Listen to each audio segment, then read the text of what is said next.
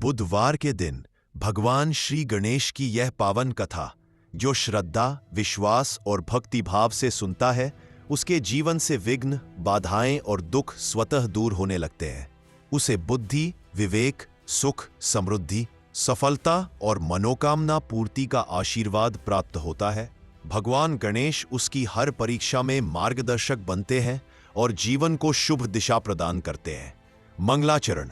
वक्रतुंड महाकाय, सूर्यकोटि समप्रभा, निर्विघ्नं कुरु मे देव, सर्वकार्येषु सर्वदा। कथा का प्रारंभ प्राचीन काल की बात है। भारतवर्ष की पुण्यभूमि पर नर्मदा नदी के तट के समीप सिद्धपुर नामक एक छोटा सा नगर बसा हुआ था। यह नगर शांत, धर्मपरायण और भक्ति भाव से ओतप्रोत था। नगर के लोग सादा जीवन जीते थे और ईश्वर में गहरी आस्था रखते थे। इसी नगर में रहता था एक निर्धन किंतु अत्यंत श्रद्धालु युवक माधव। माधव धन से गरीब था पर मन से अत्यंत समृद्ध। उसके पास न तो अधिक भूमि थी, न ही कोई बड़ा व्यवसाय, पर उसके हृदय में भगवान श्री गणेश के प्रति अटूट प्रेम था। माधव के माता पिता का देहांत बचपन में ही हो गया था। तब से वह अकेला ही जीवन की कठिन राहों पर चल रहा था। नगर के कुछ लोग उसकी गरीबी पर हंसते थे, पर माधव कभी दुखी नहीं होता था। वह हमेशा कहता, जब मेरे गणेश जी साथ हैं तो मुझे किसी चीज की कमी कैसे हो सकती है। माधव की बुधवार साधना। हर बुधवार को माधव ब्रह्म मुहूर्त में उठता, स्नान कर स्वच्छ वस्त्र धारण करता और अपने छोटे से घर के कोने में बने मिट्टी के गणेश मंदिर में दीप प्रज्वलित करता।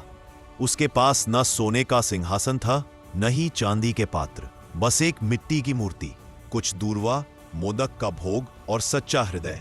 वह प्रतिदिन कहता, हे विघ्नहर्ता, मुझे धन नहीं चाहिए, बस इतनी शक्ति देना कि मैं हर विघ्न में तेरा नाम न भूलूं। नगर में संकट। एक वर्ष नगर पर भयंकर संकट आया। अकाल पड़ गया, वर्षा नहीं हुई, खेत सूख गए, व्यापार ठप हो गया, लोगों में भय फैल गया। नगर के धनी लोग देवी देवताओं की बड़ी बड़ी पूजा करने लगे, पर उनके मन में अहंकार था। वे पूजा को दिखावे के लिए कर रहे थे। माधव के पास तो खाने को भी पूरा अन्न नहीं बचा, फिर भी उसने बुधवार की पूजा नहीं छोड़ी। उस दिन उसके पास सिर्फ अर्पित किया और बोला, प्रभु, अगर आज भूखा रहना पड़े तो भी कोई बात नहीं, पर आपकी पूजा अधूरी न हो। भक्त की परीक्षा। उसी रात माधव ने स्वप्न देखा। उसने देखा कि एक बालक हाथी मुख वाले स्वरूप में उसके सामने खड़ा है, नेत्रों में करुणा, चेहरे पर मंद मुस्कान। बालक ने कहा, माधव, क्या तू मुझे सच में इतना चाहता है? माधव ने हाथ जोड़कर उत्तर दिया, प्रभु, मेरा जीवन सब आपका है। बालक बोला, कल तेरी भक्ति की परीक्षा होगी। इतना कहकर वह अंतर्धान हो गया। अगले दिन की घटना। अगले दिन बुधवार था। माधव जैसे ही पूजा करने बैठा, एक वृद्ध ब्राह्मण उसके द्वार पर आया। वह बोला, पुत्र, मैं 3 दिन से भूखा हूं, क्या मुझे कुछ भोजन मिल सकता है? माधव के पास उस दिन सिर्फ एक ही भोजन था, वो ही जो उसने पूजा के बाद खाने का सोचा था। एक पल के लिए उसका मन डगमगाया, लेकिन अगले ही क्षण उसने भोजन वृद्ध को दे दिया। उसकी आंखों से आंसू बहने लगे और उसने कहा, आज मैं भूखा रह लूंगा, पर किसी भूखे को लौटाना गणेश जी को दुखी करेगा। वृद्ध ब्राह्मण मुस्कुराया और उसी क्षण दिव्य प्रकाश फैल गया।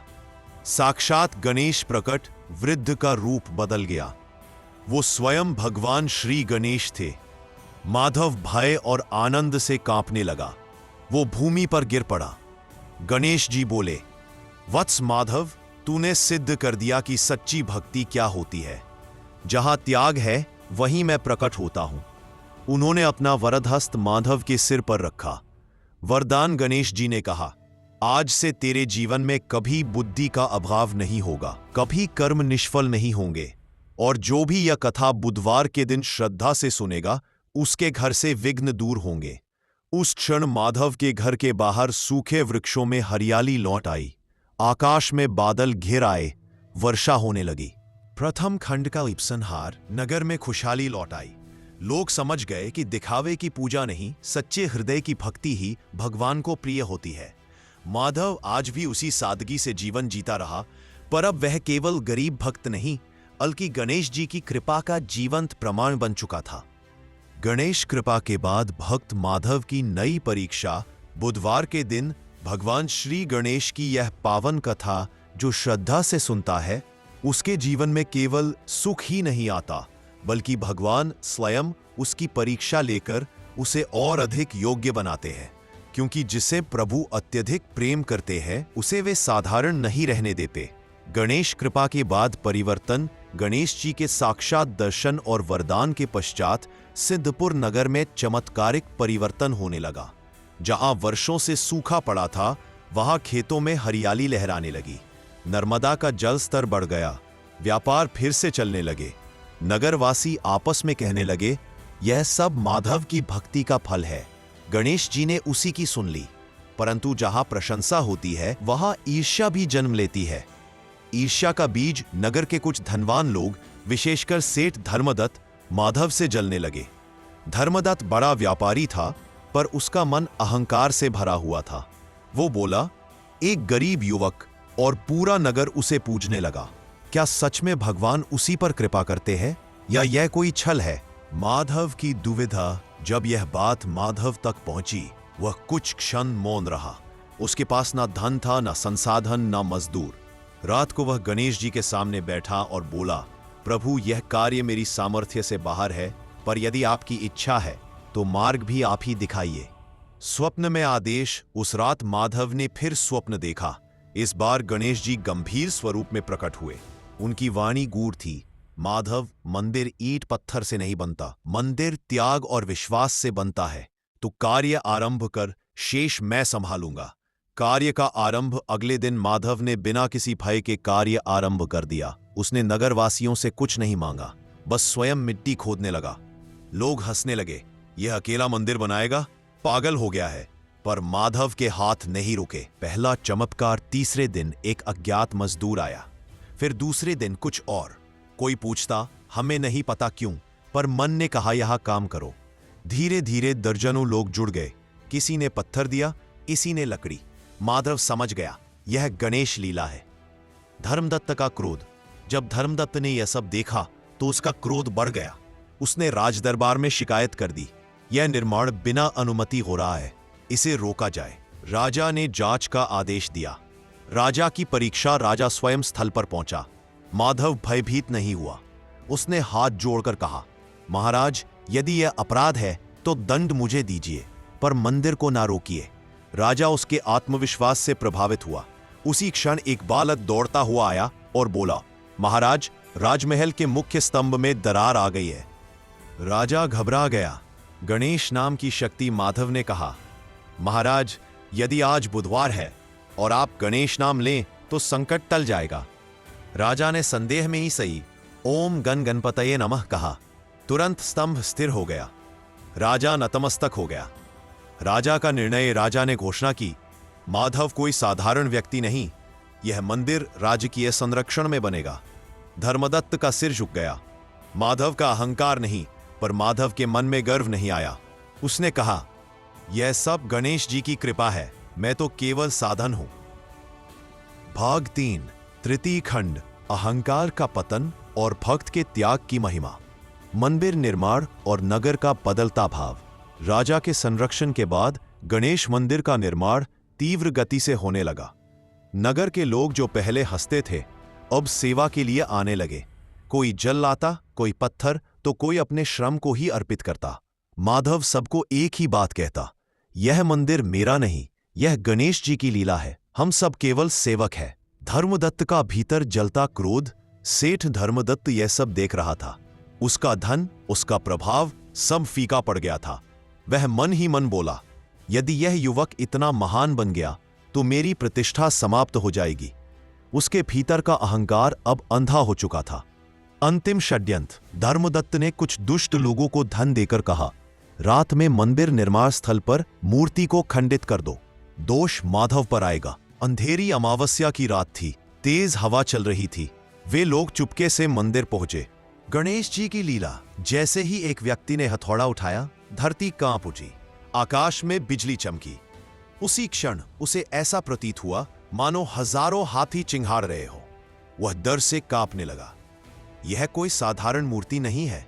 सब लोग भाग खड़े हुए। सुबह का दृश्य। सुबह जब माधव पूजा के लिए पहुंचा, उसने देखा मूर्ति के चरणों में ताजी दूर्वा रखी हुई थी।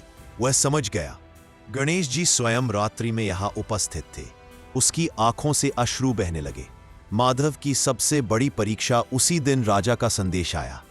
माधव, राज्य कोष से तुम्हें मंदिर के मुख्य पुजारी का पद दिया जाता है। यह बहुत बड़ा सम्मान था। नगर के लोग खुश हुए, पर माधव मौन रहा। भीतर का संघर्ष। रात को माधव गणेश जी के सामने बैठा। उसका मन प्रश्नों से भरा था। यदि मैं पुजारी बना तो क्या मुझ में भी अहंकार आ जाएगा? क्या लोग मुझे भगवान से बड़ा समझने लगेंगे? वह बोला, प्रभु, मुझे ऊंचा मत उठाइए, यदि उससे मेरा सिर झुकना बंद हो जाए। स्वप्न में गणेश जी का उत्तर। रात में गणेश जी प्रकट हुए। इस बार उनका स्वर गंभीर था। माधव, पद और प्रतिष्ठा तलवार की तरह होती है। सही हाथ में हो तो रक्षा करती है, गलत हाथ में हो तो विनाश। फिर उन्होंने पूछा, क्या तू इस भार को उठा सकता है? माधव का त्याग। अगले दिन सभा में माधव ने कहा, महाराज, मैं इस पद के योग्य नहीं। मंदिर की सेवा कोई और करे। मैं केवल द्वार पर बैठकर आने वाले भक्तों को जल पिलाऊंगा। सभा स्तब्ध रह गई। राजा की आंखें भर आईं। धर्मदत्त का अंतर्मन जागरण। यह दृश्य देखकर धर्मदत्त का हृदय कांप उठा। वह माधव के चरणों में गिर पड़ा। मुझे क्षमा कर दो, मैं अहंकार में अंधा हो गया था। माधव ने उसे उठाया और कहा, क्षमा मैं नहीं, गणेश जी देते हैं। गणेश जी का दिव्य संकेत। उसी क्षण मंदिर के शिखर पर एक दिव्य प्रकाश प्रकट हुआ। लोगों ने गणपति बप्पा मौर्य का जयघोष किया। तृतीय खंड का उपसंहार। इस भाग में यह स्पष्ट हुआ, सच्ची भक्ति अहंकार को जन्म नहीं देती। सबसे बड़ा बल त्याग होता है। जो स्वयं को छोटा रखता है, भगवान उसे महान बना देते हैं। भाग 4, चतुर्थ खंड। प्राण प्रतिष्ठा से पहले भक्त की मौन परीक्षा। मंदिर पूर्णता की ओर। सिद्धापुर नगर के बाहर बन रहा गणेश मंदिर अब लगभग पूर्ण हो चुका था। श्वेत पत्थरों से निर्मित वह मंदिर सूर्योदय में स्वर्णिम प्रतीत होता था। चारों ओर पुष्पों की सुगंध और भक्तों की चहल पहल थी। राजा ने घोषणा की, अगले बुधवार को भगवान गणेश की भव्य प्राण प्रतिष्ठा होगी। पूरा नगर उत्सव में डूब गया। माधव का शांत जीवन। माधव अब भी मंदिर के द्वार के पास ही रहता था। वह न पुजारी था न अधिकारी, बस आने जाने वाले भक्तों के चरण धोने के लिए जल रखता और मौन भाव से सेवा करता। कुछ लोग कहते, इतनी कृपा के बाद भी यह स्वयं को पीछे रखता है, पर माधव मुस्कुरा देता। अचानक आया व्यक्तिगत संकट। प्राण प्रतिष्ठा से ठीक 5 दिन पहले माधव अचानक गंभीर रूप से बीमार पड़ गया। तेज ज्वर, शरीर में पीड़ा और नेत्रों के आगे अंधकार। वैद्य आए, औषधि दी, पर रोग कम नहीं हुआ। लोगों में चर्चा होने लगी, जिसे गणेश जी का इतना आशीर्वाद था, वही आज मृत्युशैया पर है। माधव की मौन पीड़ा। माधव न शिकायत करता न प्रश्न पूछता। वह केवल मन ही मन गणेश जी का स्मरण करता। प्रभु, यदि यह भी आपकी इच्छा है तो मैं इसे भी स्वीकार करता हूं। पर इस बार कोई स्वप्न नहीं आया, कोई दिव्य संकेत नहीं मिला। भक्तों का भ्रम। कुछ लोग कहने लगे, शायद भगवान रूठ गए, शायद यह सब दिखावा था। माधव के कानों तक ये बातें पहुंची, पर उसके मन में कड़वाहट नहीं आई। बुधवार की रात्रि प्राण प्रतिष्ठा से एक रात पहले माधव की स्थिति और बिगड़ गई। वह अचेत सा पड़ा था। उसकी सांसें धीमी हो रही थी। उसी रात मंदिर में गणेश जी की मूर्ति से हल्की सी सुगंध फैलने लगी। माधव का आत्मसमर्पण। अर्धचेतन अवस्था में माधव के होंठ हिले। हे गणनायक, यदि मेरे जीवन का अंत यही है तो बस इतना कर दीजिए कि कल की प्राण प्रतिष्ठा निर्विघ्न पूर्ण हो जाए। यह उसकी अंतिम कामना थी। मौन में छिपी करुणा। रात के अंतिम पहर मंदिर के शिखर पर मंद प्रकाश फैला। गणेश जी का स्वरूप किसी ने नहीं देखा, पर हर किसी ने अनुभव किया। माधव के शरीर में अचानक शांति उतरने लगी। ज्वर उतर गया। सांसें स्थिर हुई। प्राण प्रतिष्ठा का प्रभात। बुधवार की सुबह शंखनाद से नगर गूंज उठा। माधव धीरे धीरे उठ बैठा। वह कमजोर था पर जीवित था। उसने आंखें खोलकर केवल इतना कहा, गणपति बप्पा मोरया। दिव्य संकेत। जब पुजारी मंत्रोच्चार कर रहे थे, मूर्ति के मस्तक पर स्वतः एक पुष्प आकर गिरा। सभी चकित रह गए।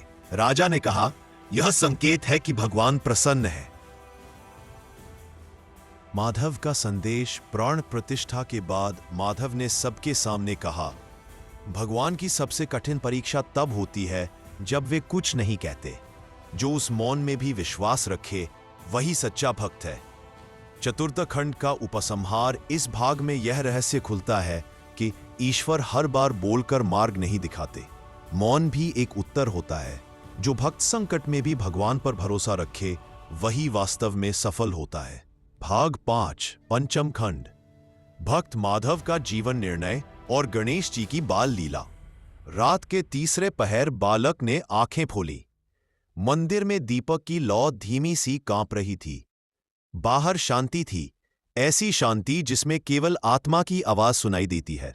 बालक ने मधुर स्वर में पूछा, माधव, यदि भगवान तुम्हें सब कुछ दे दे, धन, मान, प्रतिष्ठा, परिवार, तो तुम भगवान से क्या मांगोगे? माधव चौंक गया। इतनी गहरी बात इतनी छोटी आयु में? उसने उत्तर नहीं दिया। उसकी आंखें झुक गईं। माधव का आत्ममंथन बहुत देर तक वह मौन रहा। फिर धीमे स्वर में बोला, पुत्र, पहले मैं दुख से मुक्ति मांगता था, फिर सेवा की शक्ति मांगने लगा। अब मुझे कुछ मांगना ही नहीं आता।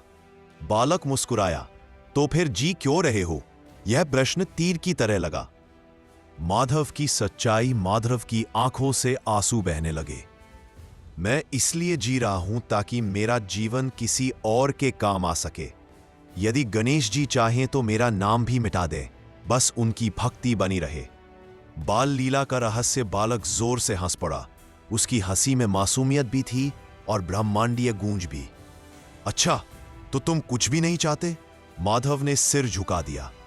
बालक का अद्भुत रूप अचानक मंदिर का वातावरण बदल गया। दीपक की लौ स्थिर हो गई। मंदिर में सुगंध फैल गई, दूर्वा और मोदक की। बालक के चारों ओर मंद प्रकाश फैलने लगा। माधव का हृदय जोर जोर से धड़कने लगा। गणेश जी का संकेत।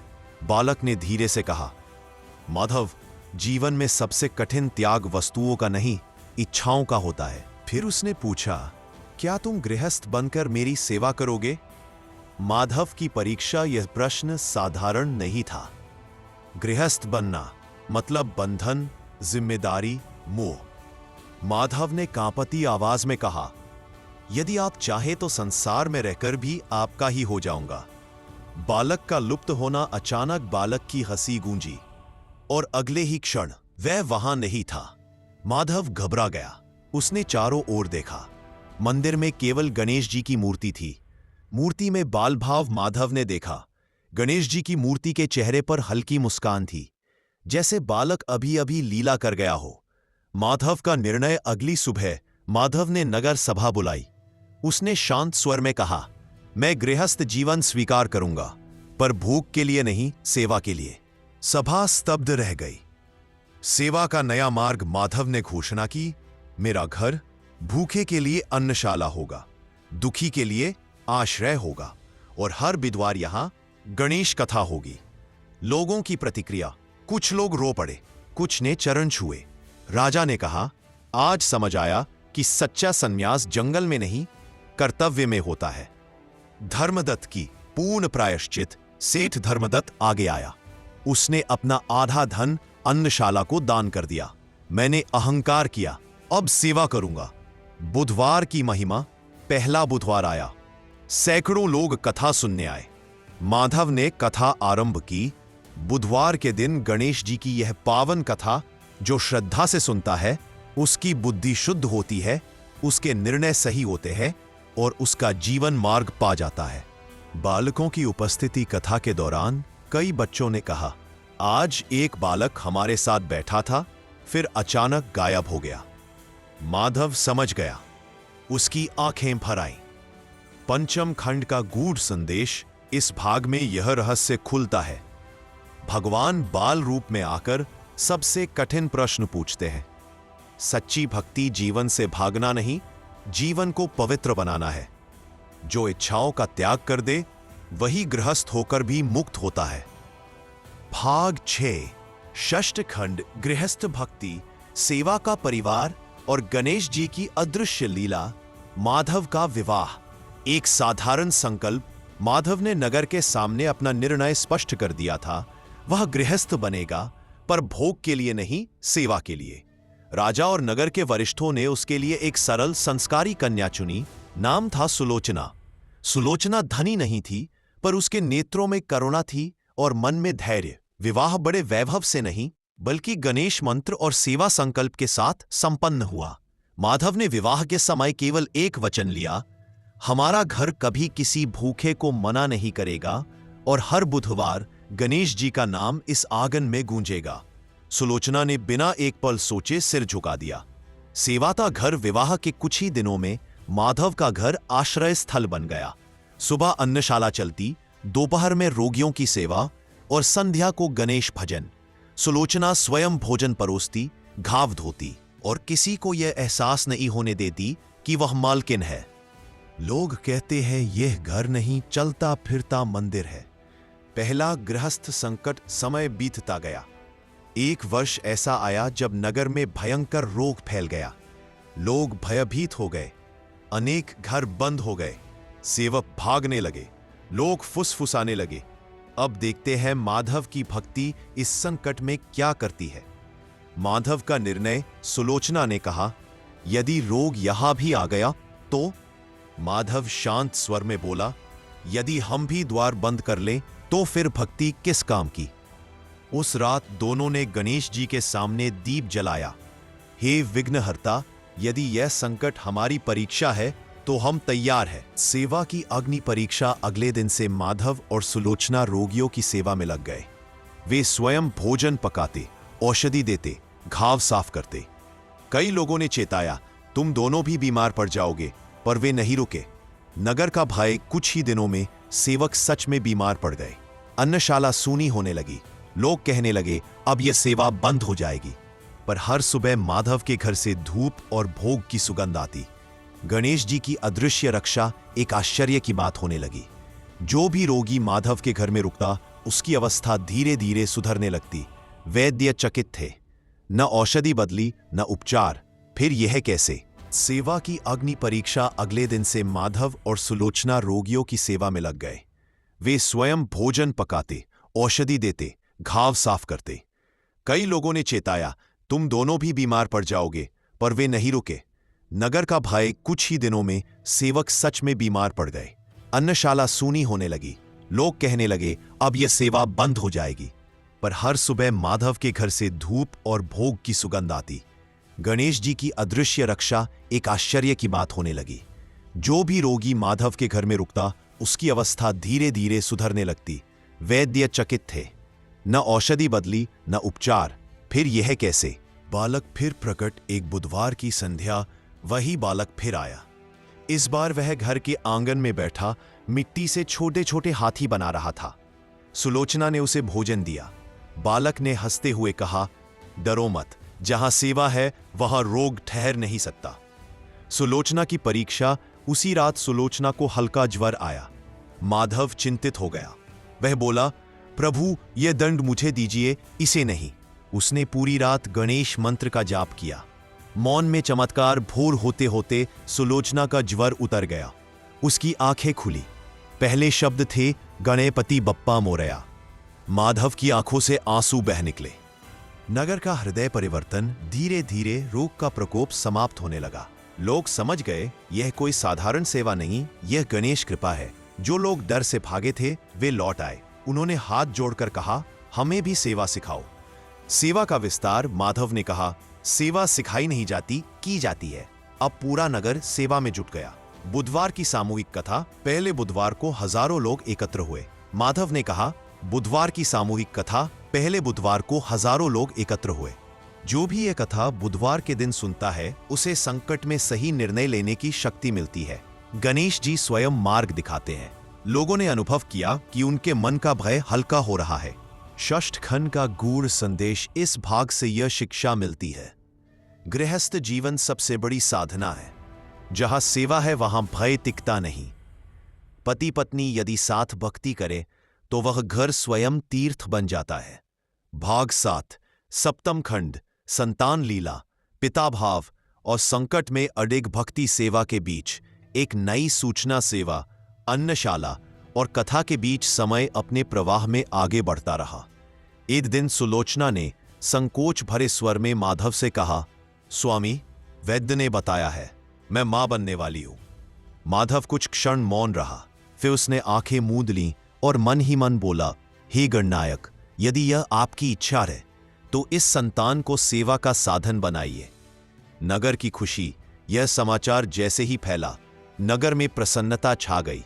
लोग कहने लगे, यह बालक साधारण नहीं होगा, यह गणेश कृपा से जन्म लेगा। पर माधव ने किसी प्रकार का उत्सव नहीं किया। उसने कहा, अभी नहीं, पहले इसे इस संसार में आने योग्य बनना होगा। षष्ठ खंड का गूढ़ संदेश। इस भाग से यह शिक्षा मिलती है, गृहस्थ जीवन सबसे बड़ी साधना है। जहां सेवा है वहां भय टिकता नहीं। पति पत्नी यदि साथ भक्ति करे तो वह घर स्वयं तीर्थ बन जाता है। भाग 7, सप्तम खंड, संतान लीला, पिता भाव और संकट में अडिग भक्ति सेवा के बीच एक नई सूचना। सेवा, अन्नशाला और कथा के बीच समय अपने प्रवाह में आगे बढ़ता रहा।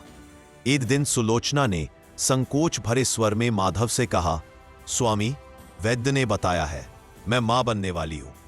माधव कुछ क्षण मौन रहा, फिर उसने आंखें मूंद लीं और मन ही मन बोला, हे गणनायक, यदि यह आपकी इच्छा है तो इस संतान को सेवा का साधन बनाइए। नगर की खुशी, यह समाचार जैसे ही फैला, नगर में प्रसन्नता छा गई। लोग कहने लगे, यह बालक साधारण नहीं होगा, यह गणेश कृपा से जन्म लेगा। पर माधव ने किसी प्रकार का उत्सव नहीं किया। उसने कहा, अभी नहीं, पहले इसे इस संसार में आने योग्य बनना होगा। पिता बनने का भय। रात को माधव मंदिर में बैठा था। उसके मन में पहली बार एक भय ने जन्म लिया। क्या मैं योग्य पिता बन पाऊंगा? क्या मेरी भक्ति अब बढ़ जाएगी? उसने गणेश जी से पूछा, प्रभु, क्या संतान भक्ति में बाधा बनती है? स्वप्न में गणेश जी का पिता भाव। उस रात माधव ने एक विलक्षण स्वप्न देखा। उसने देखा भगवान गणेश एक बालक को गोद में लिए बैठे हैं। उनकी आंखों में ममता थी, होठों पर स्नेह। गणेश जी बोले, माधव, जब तू पिता बनेगा तब तुझे मेरी पीड़ा समझ आएगी। मैं हर प्राणी को ऐसे ही संभालता हूं। स्वप्न का संदेश। गणेश जी ने आगे कहा, संतान बंधन नहीं, दायित्व है। जो दायित्व से भागे वह भक्त नहीं। माधव की आंखें खुली, उसका हृदय भय से मुक्त हो गया। प्राकृतिक आपदा की आहट। उसी वर्ष आकाश के संकेत बदलने लगे। लगातार वर्षा होने लगी। नर्मदा उफान पर आ गई। वैद्य, ज्योतिष सबने चेतावनी दी, भयंकर बाढ़ आने वाली है। नगर में अफरा तफरी मच गई। नगर का पलायन। लोग अपना सामान बांधने लगे। कुछ लोग माधव के पास आए, अब क्या करें? माधव ने कहा, डर का सामान मत बांधो, सेवा का मन बांधो। अग संकट में गर्भवती सुलोचना उस समय गर्भावस्था के अंतिम चरण में थी। माधव के सामने सबसे बड़ी परीक्षा थी, पत्नी की सुरक्षा या नगर की सेवा। उसने एक क्षण आंखें बंद की। निर्णय की घड़ी। उसने सुलोचना से पूछा, क्या तुम तैयार हो? सुलोचना ने बिना भय कहा, यदि गणेश जी चाहे तो यह बालक संकट में ही जन्म ले। शरण स्थल का निर्माण। माधव ने ऊंचे स्थान पर अस्थायी शरण स्थल बनवाए। अन्नशाला वहीं पहुंचा दी गई। लोग बच्चों, वृद्धों को लेकर आए। बाढ़ का प्रकोप। रात को नर्मदा ने विकराल रूप ले लिया। जल नगर की सीमाओं तक पहुंच गया। अंधकार, हवा, चीख पुकार। पर शरण स्थल पर दीपक जल रहे थे। बालक का पुनः प्रकट होना। उसी रात वही बालक फिर आया। उसने जल की ओर देखकर कहा, जहां भय है वहां मैं खड़ा हूं। उसने अपने हाथ से भूमि पर एक छोटा सा गणेश चिन्ह बनाया। अद्भुत रक्षा। जिस दिशा में वह चिन्ह था वहां जल रुक गया। लोग अवाक रह गए। प्रसव की घड़ी। उसी रात सुलोचना को प्रसव पीड़ा शुरू हो गई। चारों ओर संकट था। माधव ने केवल इतना कहा, गणपति दप्पा मोरया। दर्शताना। भोर से पहले एक बालक ने जन्म लिया। उसी क्षण वर्षा धीमी हो गई। बाढ़ का जल स्थिर होने लगा। पिता का आंसू। माधव ने बालक को गोद में लिया। उसके नेत्रों से अश्रु बहने लगे। अब समझ आया प्रभु, पिता होने का अर्थ। सप्तम खंड का उपसंहार। इस भाग से यह शिक्षा मिलती है, संतान भक्ति में बाधा नहीं, भक्ति की परीक्षा है। पिता भाव ईश्वर के सबसे निकट ले जाता है। जब निर्णय सेवा से लिया जाए तो संकट भी मार्ग बन जाता है। भाग 8, अष्टम खंड नामकरण, भविष्य का संकेत और धर्म की सबसे कठिन जिम्मेदारी। बुधवार के दिन भगवान श्री गणेश की यह पावन कथा जो श्रद्धा और विवेक के साथ सुनता है, उसके जीवन में आने वाले निर्णय केवल उसके लिए नहीं बल्कि पूरे समाज के लिए मार्गदर्शक बन जाते हैं। क्योंकि गणेश जी जब कृपा करते हैं तो भक्त को केवल सुख नहीं, उत्तरदायित्व भी देते हैं। बाढ़ के बाद की शांति, भोर की पहली किरण के साथ नर्मदा का जल शांत होने लगा। जो नगर रात में डूबने को था वह अब सुरक्षित खड़ा था। लोग शरण स्थलों से बाहर आए। कई घर नष्ट हो चुके थे पर एक भी प्राण की हानि नहीं हुई थी। नगरवासियों ने एक स्वर में कहा, यह रक्षा किसी मनुष्य की नहीं, यह गणेश कृपा है। नवजात शिशु और अद्भुत शांति। माधव के घर में नवजात शिशु गहरी नींद में था।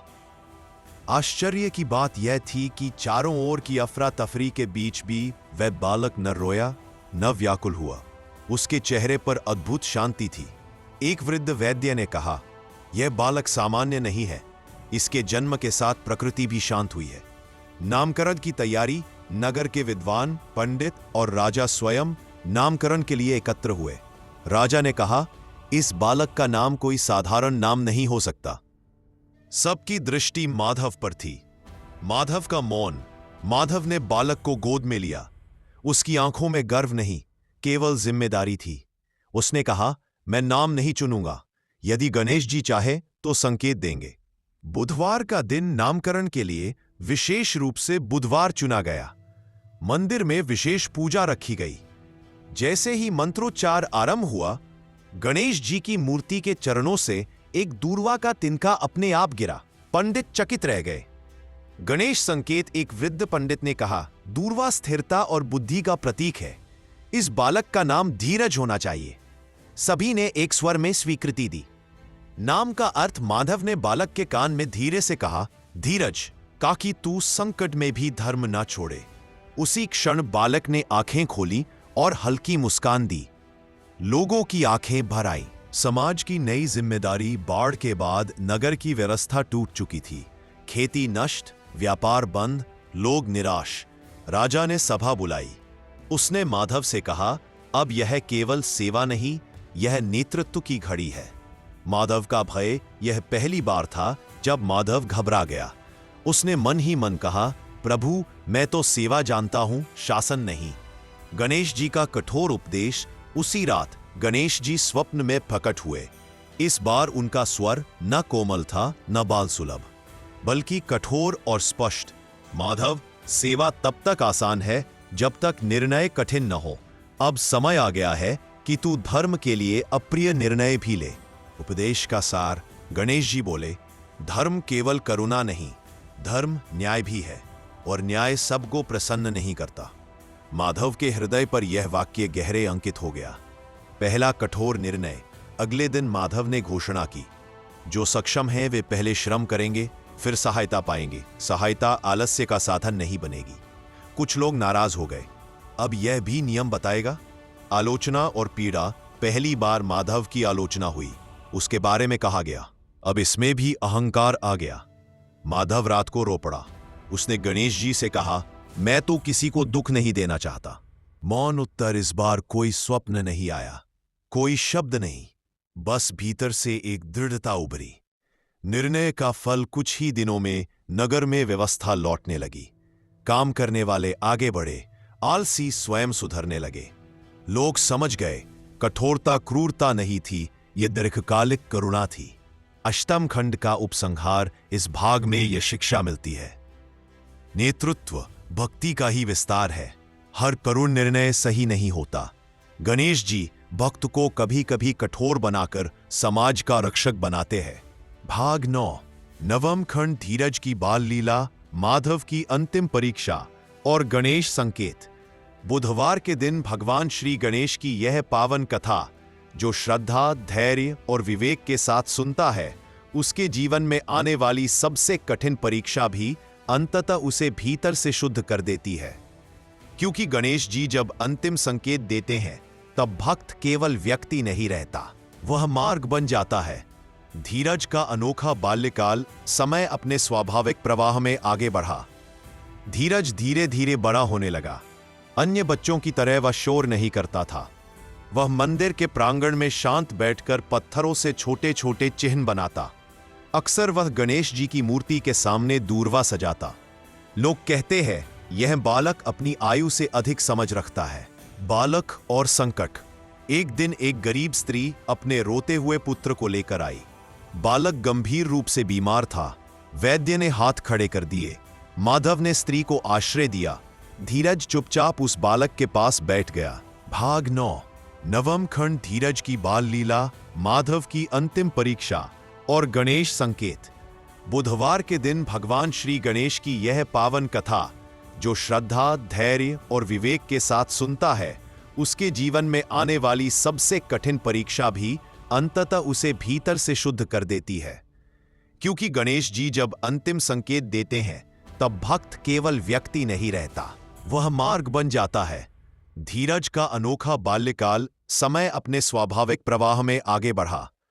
धीरज धीरे धीरे बड़ा होने लगा। अन्य बच्चों की तरह वह शोर नहीं करता था। वह मंदिर के प्रांगण में शांत बैठकर पत्थरों से छोटे छोटे चिन्ह बनाता। अक्सर वह गणेश जी की मूर्ति के सामने दूर्वा सजाता। लोग कहते हैं यह बालक अपनी आयु से अधिक समझ रखता है। बालक और संकट। एक दिन एक गरीब स्त्री अपने रोते हुए पुत्र को लेकर आई। बालक गंभीर रूप से बीमार था। वैद्य ने हाथ खड़े कर दिए। माधव ने स्त्री को आश्रय दिया।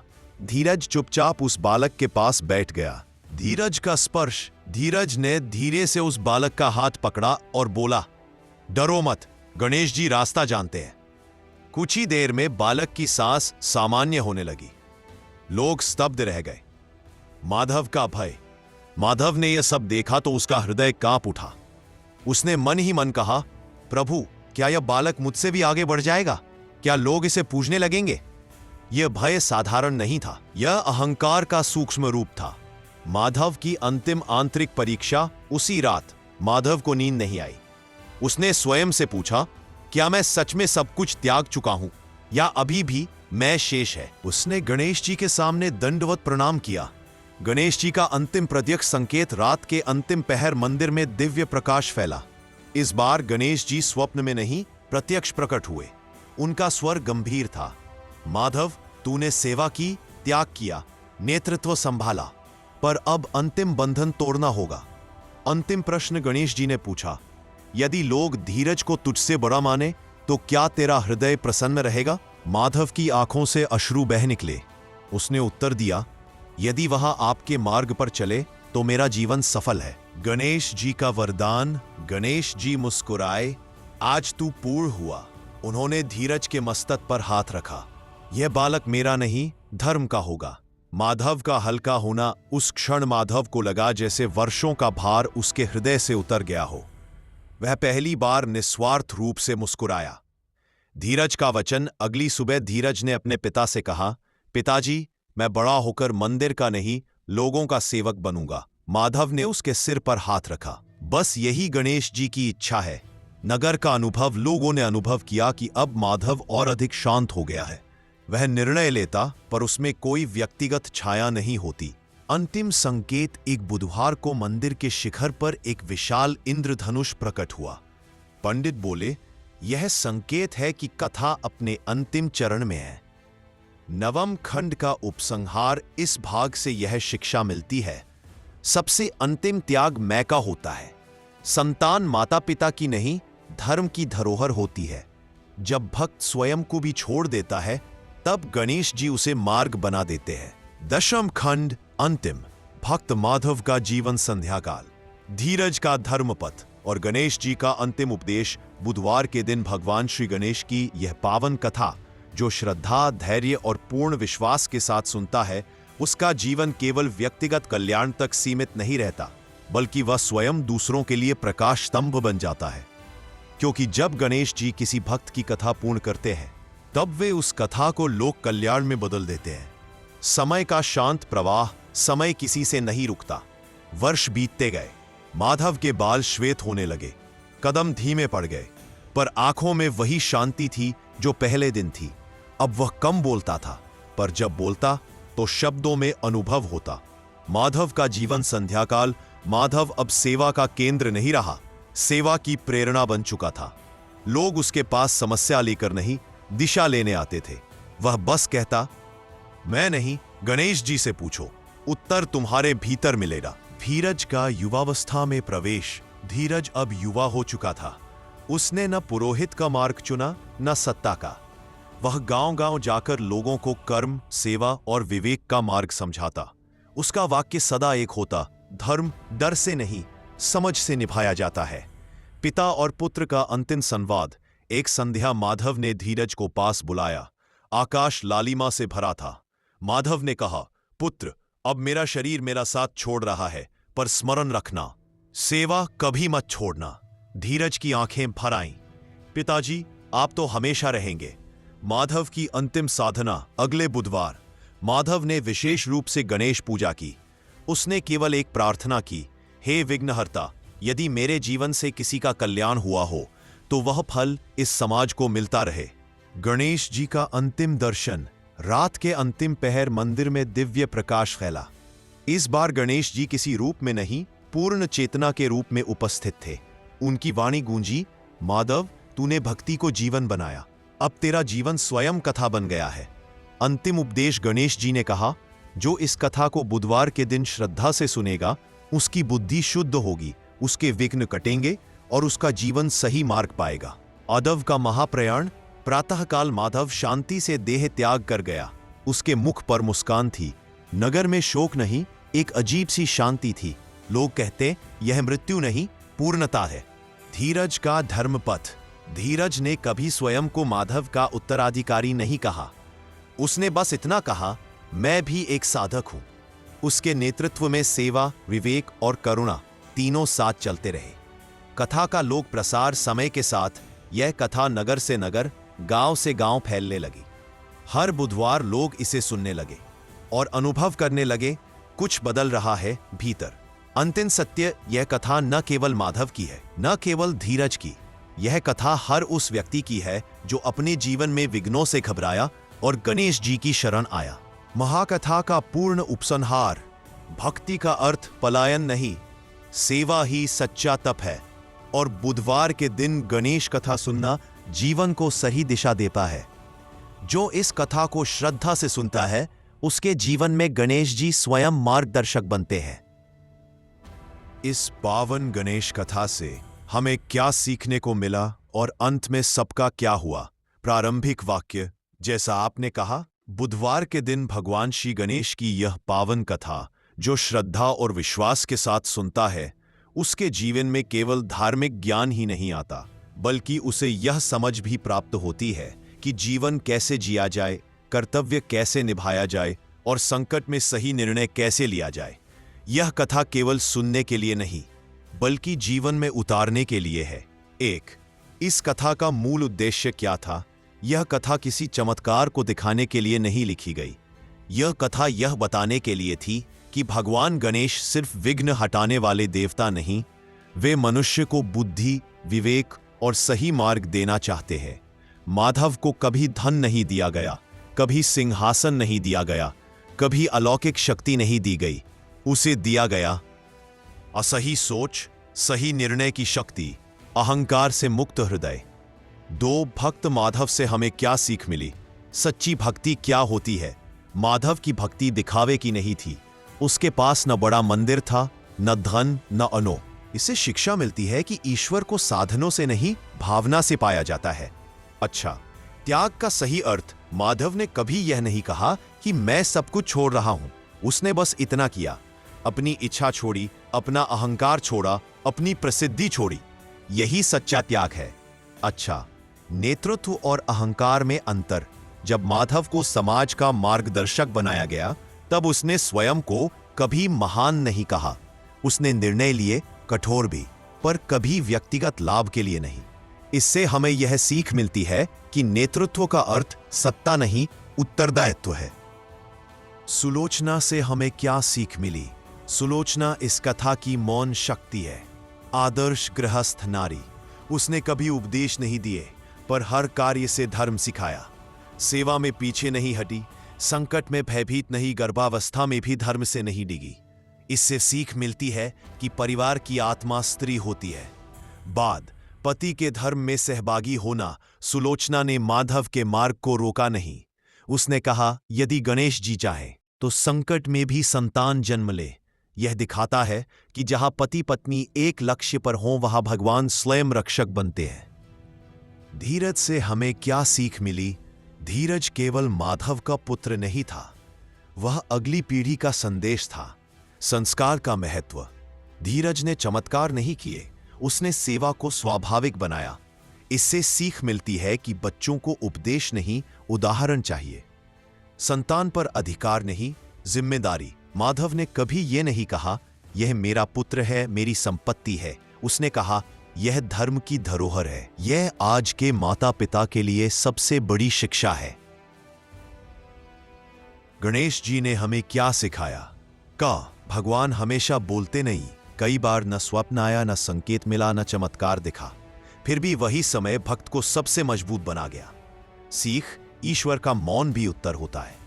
हर संकट विघ्न नहीं होता। बाढ़, रोग, आलोचना, ये सब विघ्न नहीं थे, ये परीक्षाएं थी। सीख, हर कठिनाई हटाने योग्य नहीं होती, कुछ को पार करना होता है। 6, इस कथा का आज के जीवन में अर्थ। आज का मनुष्य डर में जीता है, तुलना में जलता है, सुविधा को धर्म मानता है। यह कथा कहती है, धर्म आसान नहीं होता, सेवा सुविधाजनक नहीं होती, सही निर्णय हमेशा लोकप्रिय नहीं होता, पर अंत में यही मार्ग शांति देता है। अंत में सबका क्या हुआ? माधव का अंत। माधव संत नहीं बना, राजा नहीं बना, देवता नहीं बना, फिर भी वह पूर्ण हुआ, शांति से देह त्यागी, कथा बन गया। सुलोचना का जीवन। सुलोचना मंदिरों में नहीं पूजी गई, पर हर सेवा स्थल में उसकी छाया रही। उसका जीवन सिखाता है, मौन सेवा सबसे ऊंची पूजा है। धीरज का भविष्य। धीरज किसी गद्दी पर नहीं बैठा, पर हजारों जीवनों को दिशा दी। यही सच्ची विरासत है। बुधवार और गणेश कथा का फल। जो व्यक्ति बुधवार के दिन यह कथा सुनता है, उसकी बुद्धि स्थिर होती है, निर्णय लेने की शक्ति बढ़ती है, अहंकार धीरे धीरे समाप्त होता है, जीवन में दिशा स्पष्ट होती है। अंतिम संदेश। समापन। यह कथा हमें यह नहीं सिखाती कि सब कुछ छोड़ दो, यह सिखाती है जो तुम्हारे पास है उसे पवित्र बना दो। यही गणेश मार्ग है, माधव का जीवन था, और यही इस कथा का सार है। बुधवार के दिन भगवान श्री गणेश की यह पावन कथा, जो श्रद्धा, विश्वास और भक्ति भाव से सुनता है, उसके जीवन से विघ्न, बाधाएं और दुख स्वतः दूर होने लगते हैं। उसे बुद्धि, विवेक, सुख, समृद्धि, सफलता और मनोकामना पूर्ति का आशीर्वाद प्राप्त होता है। भगवान गणेश उसकी हर परीक्षा में मार्गदर्शक बनते हैं और जीवन को शुभ दिशा प्रदान करते हैं। मंगलाचरण। वक्रतुंड महाकाय, सूर्यकोटि समप्रभा, निर्विघ्नं कुरु मे देव, सर्व कार्येषु सर्वदा। कथा का प्रारंभ प्राचीन काल की बात है। भारतवर्ष की पुण्यभूमि पर नर्मदा नदी के तट के समीप सिद्धपुर नामक एक छोटा सा नगर बसा हुआ था। यह नगर शांत, धर्मपरायण और भक्ति भाव से ओतप्रोत था। नगर के लोग सादा जीवन जीते थे और ईश्वर में गहरी आस्था रखते थे। इसी नगर में रहता था एक निर्धन किंतु अत्यंत श्रद्धालु युवक, माधव। माधव धन से गरीब था, पर मन से अत्यंत समृद्ध। उसके पास न तो अधिक भूमि थी, न ही कोई बड़ा व्यवसाय, पर उसके हृदय में भगवान श्री गणेश के प्रति अटूट प्रेम था। माधव के माता पिता का देहांत बचपन में ही हो गया था। तब से वह अकेला ही जीवन की कठिन राहों पर चल रहा था। नगर के कुछ लोग उसकी गरीबी पर हंसते थे, पर माधव कभी दुखी नहीं होता था। वह हमेशा कहता, जब मेरे गणेश जी साथ हैं तो मुझे किसी चीज की कमी कैसे हो सकती है। माधव की बुधवार साधना। हर बुधवार को माधव ब्रह्म मुहूर्त में उठता, स्नान कर स्वच्छ वस्त्र धारण करता और अपने छोटे से घर के कोने में बने मिट्टी के गणेश मंदिर में दीप प्रज्वलित करता। उसके पास न सोने का सिंहासन था, न ही चांदी के पात्र, बस एक मिट्टी की मूर्ति, कुछ दूर्वा, मोदक का भोग और सच्चा हृदय। वह प्रतिदिन कहता, हे विघ्नहर्ता, मुझे धन नहीं चाहिए, बस इतनी शक्ति देना कि मैं हर विघ्न में तेरा नाम न भूलूं। नगर में संकट। एक वर्ष नगर पर भयंकर संकट आया। अकाल पड़ गया, वर्षा नहीं हुई, खेत सूख गए, व्यापार ठप हो गया। लोगों में भय फैल गया। नगर के धनी लोग देवी देवताओं की बड़ी बड़ी पूजा करने लगे, पर उनके मन में अहंकार था। वे पूजा को दिखावे के लिए कर रहे थे। माधव के पास तो खाने को भी पूरा अन्न नहीं बचा, फिर भी उसने बुधवार की पूजा नहीं छोड़ी। उस दिन उसके पास सिर्फ अर्पित किया और बोला, प्रभु, अगर आज भूखा रहना पड़े तो भी कोई बात नहीं, पर आपकी पूजा अधूरी न हो। भक्त की परीक्षा। उसी रात माधव ने स्वप्न देखा। उसने देखा कि एक बालक हाथी मुख वाले स्वरूप में उसके सामने खड़ा है, नेत्रों में करुणा, चेहरे पर मंद मुस्कान। बालक ने कहा, माधव, क्या तू मुझे सच में इतना चाहता है? माधव ने हाथ जोड़कर उत्तर दिया, प्रभु, मेरा जीवन सब आपका है। बालक बोला, कल तेरी भक्ति की परीक्षा होगी। इतना कहकर वह अंतर्धान हो गया। अगले दिन की घटना। अगले दिन बुधवार था। माधव जैसे ही पूजा करने बैठा, एक वृद्ध ब्राह्मण उसके द्वार पर आया। वह बोला, पुत्र, मैं 3 दिन से भूखा हूं, क्या मुझे कुछ भोजन मिल सकता है?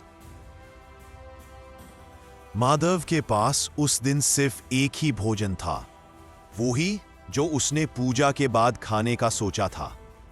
एक पल के लिए उसका मन डगमगाया, लेकिन अगले ही क्षण उसने भोजन वृद्ध को दे दिया। उसकी आंखों से आंसू बहने लगे और उसने कहा, आज मैं भूखा रह लूंगा, पर किसी भूखे को लौटाना गणेश जी को दुखी करेगा।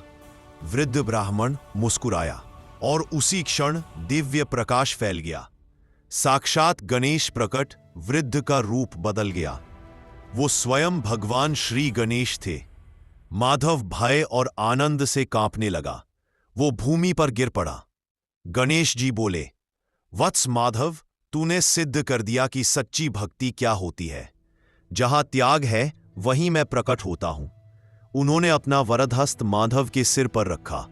वरदान गणेश जी ने कहा, आज से तेरे जीवन में कभी बुद्धि का अभाव नहीं होगा, कभी कर्म निष्फल नहीं होंगे, और जो भी यह कथा बुधवार के दिन श्रद्धा से सुनेगा, उसके घर से विघ्न दूर होंगे।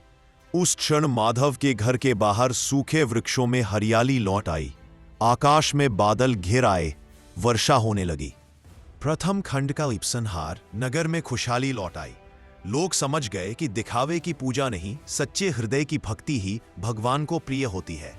माधव आज भी उसी सादगी से जीवन जीता रहा, पर अब वह केवल गरीब भक्त नहीं, बल्कि गणेश जी की कृपा का जीवंत प्रमाण बन चुका था। गणेश कृपा के बाद भक्त माधव की नई परीक्षा। बुधवार के दिन भगवान श्री गणेश की यह पावन कथा जो श्रद्धा से सुनता है, उसके जीवन में केवल सुख ही नहीं आता, बल्कि भगवान स्वयं उसकी परीक्षा लेकर उसे और अधिक योग्य बनाते हैं। क्योंकि जिसे प्रभु अत्यधिक प्रेम करते हैं, उसे वे साधारण नहीं रहने देते। गणेश कृपा के बाद परिवर्तन। गणेश जी के साक्षात दर्शन और वरदान के पश्चात सिद्धपुर नगर में चमत्कारिक परिवर्तन होने लगा। जहां वर्षों से सूखा पड़ा था, वहां खेतों में हरियाली लहराने लगी। नर्मदा का जल स्तर बढ़ गया। व्यापार फिर से चलने लगे। नगरवासी आपस में कहने लगे, यह सब माधव की भक्ति का फल है।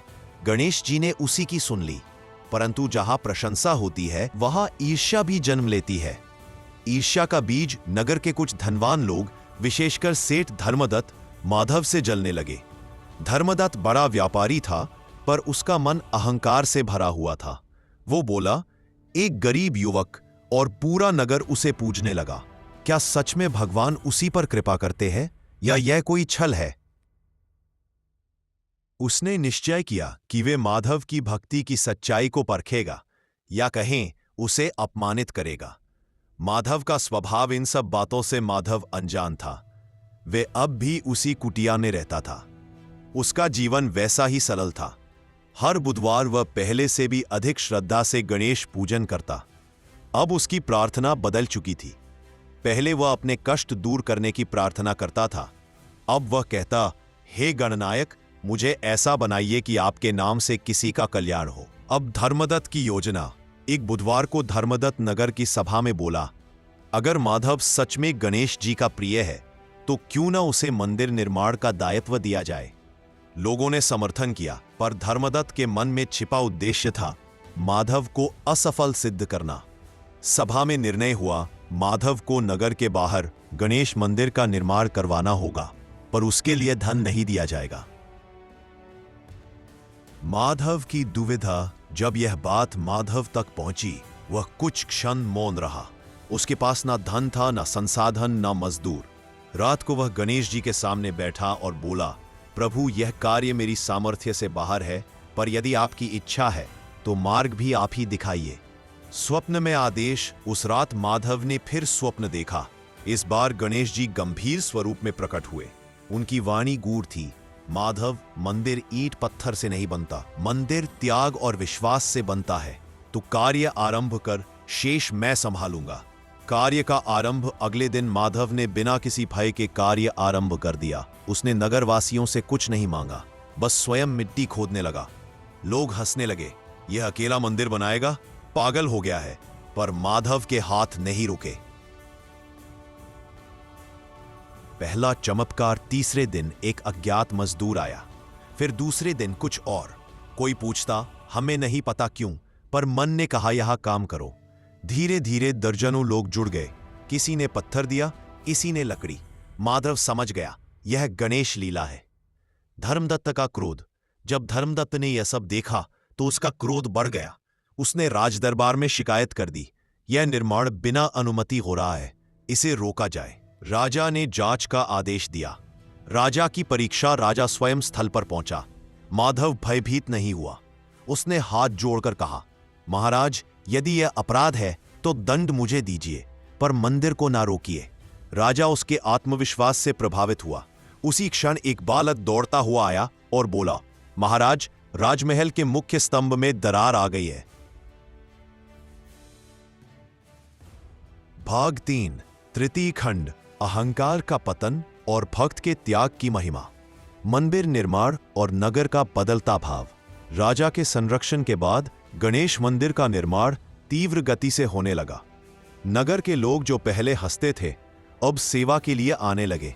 कोई जल लाता, कोई पत्थर, तो कोई अपने श्रम को ही अर्पित करता। माधव सबको एक ही बात कहता, यह मंदिर मेरा नहीं, यह गणेश जी की लीला है, हम सब केवल सेवक हैं। धर्मदत्त का भीतर जलता क्रोध। सेठ धर्मदत्त यह सब देख रहा था। उसका धन, उसका प्रभाव सब फीका पड़ गया था। वह मन ही मन बोला, यदि यह युवक इतना महान बन गया तो मेरी प्रतिष्ठा समाप्त हो जाएगी। उसके भीतर का अहंकार अब अंधा हो चुका था। अंतिम षड्यंत्र। धर्मदत्त ने कुछ दुष्ट लोगों को धन देकर कहा, रात में मंदिर निर्माण स्थल पर मूर्ति को खंडित कर दो, दोष माधव पर आएगा। अंधेरी अमावस्या की रात थी, तेज हवा चल रही थी। वे लोग चुपके से मंदिर पहुंचे। गणेश जी की लीला। जैसे ही एक व्यक्ति ने हथौड़ा उठाया, धरती कांप उठी, आकाश में बिजली चमकी। उसी क्षण उसे ऐसा प्रतीत हुआ मानो हजारों हाथी चिंघाड़ रहे हो। वह डर से कांपने लगा। यह कोई साधारण मूर्ति नहीं है। सब लोग भाग खड़े हुए। सुबह का दृश्य। सुबह जब माधव पूजा के लिए पहुंचा, उसने देखा मूर्ति के चरणों में ताजी दूर्वा रखी हुई थी। वह समझ गया, गणेश जी स्वयं रात्रि में यहां उपस्थित थे। उसकी आंखों से अश्रु बहने लगे। माधव की सबसे बड़ी परीक्षा। उसी दिन राजा का संदेश आया, माधव, राज्य कोष से तुम्हें मंदिर के मुख्य पुजारी का पद दिया जाता है। यह बहुत बड़ा सम्मान था। नगर के लोग खुश हुए, पर माधव मौन रहा। भीतर का संघर्ष। रात को माधव गणेश जी के सामने बैठा। उसका मन प्रश्नों से भरा था। यदि मैं पुजारी बना तो क्या मुझ में भी अहंकार आ जाएगा? क्या लोग मुझे भगवान से बड़ा समझने लगेंगे? गणेश जी की लीला। जैसे ही एक व्यक्ति ने हथौड़ा उठाया, धरती कांप उठी, आकाश में बिजली चमकी। उसी क्षण उसे ऐसा प्रतीत हुआ मानो हजारों हाथी चिंघाड़ रहे हो। वह डर से कांपने लगा। यह कोई साधारण मूर्ति नहीं है। सब लोग भाग खड़े हुए। सुबह का दृश्य। सुबह जब माधव पूजा के लिए पहुंचा, उसने देखा मूर्ति के चरणों में ताजी दूर्वा रखी हुई थी। वह समझ गया, गणेश जी स्वयं रात्रि में यहां उपस्थित थे। उसकी आंखों से अश्रु बहने लगे। माधव की सबसे बड़ी परीक्षा। उसी दिन राजा का संदेश आया, माधव, राज्य कोष से तुम्हें मंदिर के मुख्य पुजारी का पद दिया जाता है। यह बहुत बड़ा सम्मान था। नगर के लोग खुश हुए, पर माधव मौन रहा। भीतर का संघर्ष। रात को माधव गणेश जी के सामने बैठा। उसका मन प्रश्नों से भरा था। यदि मैं पुजारी बना तो क्या मुझ में भी अहंकार आ जाएगा? क्या लोग मुझे भगवान से बड़ा समझने लगेंगे? वह बोला, प्रभु, मुझे ऊर्जा मत उठाइए, यदि उससे मेरा सिर झुकना बंद हो जाए। स्वप्न में गणेश जी का उत्तर। रात में गणेश जी प्रकट हुए। इस बार उनका स्वर गंभीर था। माधव, पद और प्रतिष्ठा तलवार की तरह होती है। सही हाथ में हो तो रक्षा करती है, गलत हाथ में हो तो विनाश। फिर उन्होंने पूछा, क्या तू इस भार को उठा सकता है? माधव का त्याग। अगले दिन सभा में माधव ने कहा, महाराज, मैं इस पद के योग्य नहीं। मंदिर की सेवा कोई और करे, मैं केवल द्वार पर बैठकर आने वाले भक्तों को जल पिलाऊंगा। सभा स्तब्ध रह गई। राजा की आंखें भर आईं। धर्मदत्त का अंतर्मन जागरण। यह दृश्य देखकर धर्मदत्त का हृदय कांप उठा। वह माधव के चरणों में गिर पड़ा। मुझे क्षमा कर दो, मैं अहंकार में अंधा हो गया था। इससे शिक्षा मिलती है कि ईश्वर को साधनों से नहीं, भावना से पाया जाता है। अच्छा, त्याग का सही अर्थ। माधव ने कभी यह नहीं कहा कि मैं सब कुछ छोड़ रहा हूं। उसने बस इतना किया, अपनी इच्छा छोड़ी, अपना अहंकार छोड़ा, अपनी प्रसिद्धि छोड़ी। यही सच्चा त्याग है। अच्छा, नेतृत्व और अहंकार में अंतर। जब माधव को समाज का मार्गदर्शक बनाया गया, तब उसने स्वयं को कभी महान नहीं कहा। उसने निर्णय लिए, कठोर भी, पर कभी व्यक्तिगत लाभ के लिए नहीं। इससे हमें यह सीख मिलती है कि नेतृत्व का अर्थ सत्ता नहीं, उत्तरदायित्व है। गणेश जी ने हमें क्या सिखाया? भगवान हमेशा बोलते नहीं। कई बार न स्वप्न आया, न संकेत मिला, न चमत्कार दिखा, फिर भी वही समय भक्त को सबसे मजबूत बना गया। सीख, ईश्वर का मौन भी उत्तर होता है। हर संकट विघ्न नहीं होता। बाढ़, रोग, आलोचना, ये सब विघ्न नहीं थे, ये परीक्षाएं थी। सीख, हर कठिनाई हटाने योग्य नहीं होती, कुछ को पार करना होता है। 6, इस कथा का आज के जीवन में अर्थ। आज का मनुष्य डर में जीता है, तुलना में जलता है, सुविधा को धर्म मानता है। यह कथा कहती है, धर्म आसान नहीं होता, सेवा सुविधाजनक नहीं होती, सही निर्णय हमेशा लोकप्रिय नहीं होता, पर अंत में यही मार्ग शांति देता है। अंत में सबका क्या हुआ?